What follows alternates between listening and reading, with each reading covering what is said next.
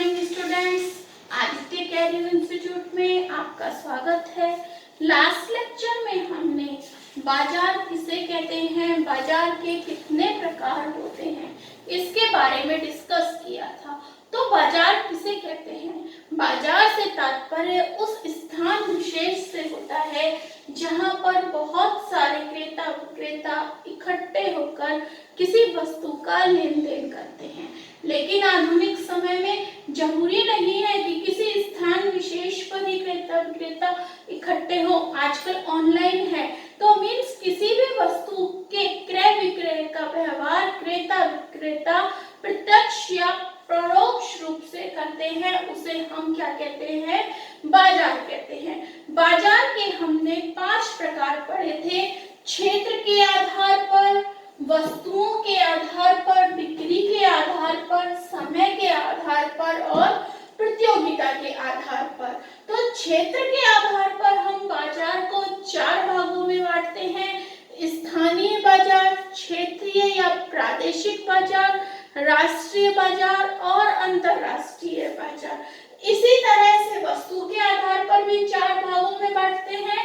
बिक्री के आधार पर हम 2 भागों में बांटते हैं। समय के आधार पर भी 4 भागों में और प्रतियोगिता के आधार पर हम बाजार को 3 भागों में बांटते हैं। तो आज हम नंबर फर्स्ट, क्षेत्र के आधार पर बाजार के बारे में डिस्कस करेंगे। क्षेत्र के आधार पर बाजार को हम 4 भागों में बांटते हैं: स्थानीय बाजार, क्षेत्रीय बाजार, राष्ट्रीय बाजार और अंतरराष्ट्रीय बाजार। तो सबसे पहले हमारे सामने आता है स्थानीय बाजार। स्थानीय बाजार किसे कहते हैं? कोई बताएगा स्थानीय बाजार किसे कहते हैं? जब किसी एक वस्तु के क्रेताओं एवं विक्रेताओं का विस्तार या फैलाव किसी एक स्थान विशेष पर होता है, तो उसे हम क्या कहते हैं? स्थानीय बाजार कहते हैं।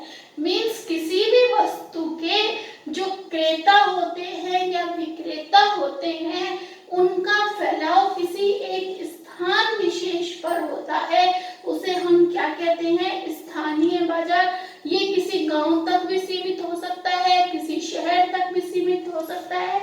स्थानीय बाजार मोस्टली किन वस्तुओं के लिए होता है? जो वस्तुएं शीघ्र नष्ट हो जाती हैं।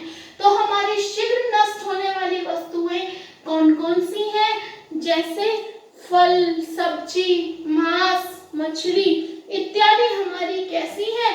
शीघ्र नष्ट होने वाली वस्तुएं हैं। तो स्थानीय बाजार क्या हो गया? एक निश्चित स्थान होता है जहां पर वस्तु के क्रय विक्रय के लिए क्रेता विक्रेता इकट्ठे होते हैं। इसके अंतर्गत शीघ्र नष्ट होने वाली वस्तुएं आती हैं, जैसे फल, सब्जी, मांस, मछली इत्यादि।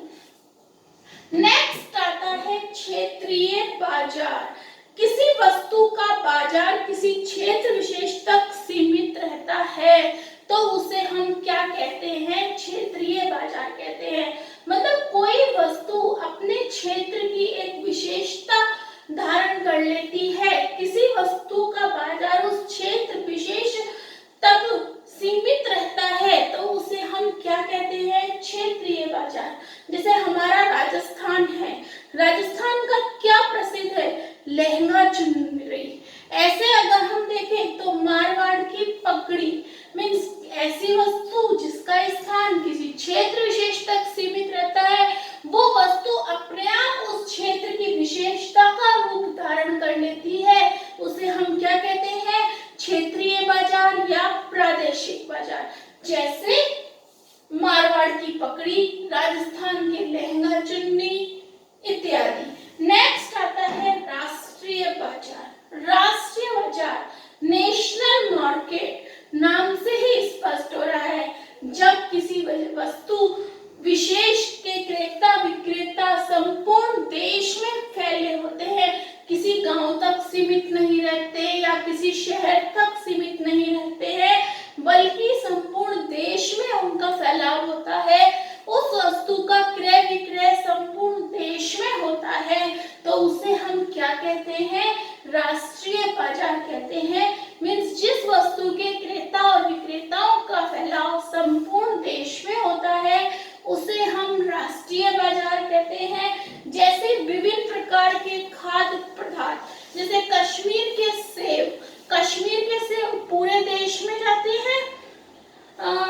आभूषण,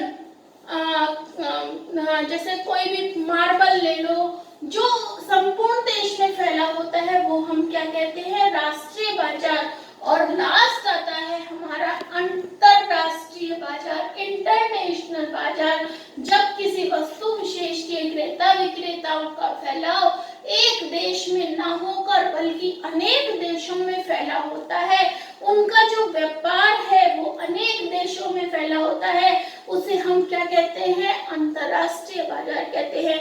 जैसे बहुत सारे इंजीनियर उद्योग हैं, हमारी मशीनरी है, ये सब हमारी कच्चा तेल है, ये सब क्या है, हमारे अंतरराष्ट्रीय बाजार। तो क्षेत्र के आधार पर बाजार हमारे 4 प्रकार के हो गए। स्थानीय बाजार जो किसी निश्चित स्थान से संबंधित होते हैं, क्षेत्रीय बाजार क्षेत्र विशेष से संबंधित होते हैं, राष्ट्रीय बाजार जो संपूर्ण देश से संबंधित होते हैं, और अंतरराष्ट्रीय बाजार जो अनेक देश से संबंधित होते हैं। इसी से रिलेटेड एक और टॉपिक आता है कि शॉपिंग मॉल किसे कहते हैं।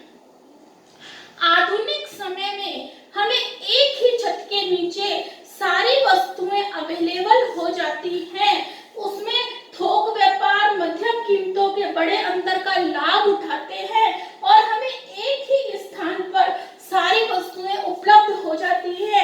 एक ही छत के नीचे हमें सारी वस्तुएं उपलब्ध हो जाती हैं, उसे हम क्या कहते हैं, शॉपिंग मॉल कहते हैं। जैसे बिग बाजार हो गया, रिलायंस स्मार्ट हो गया। क्लियर? तो आज के लिए इतना ही।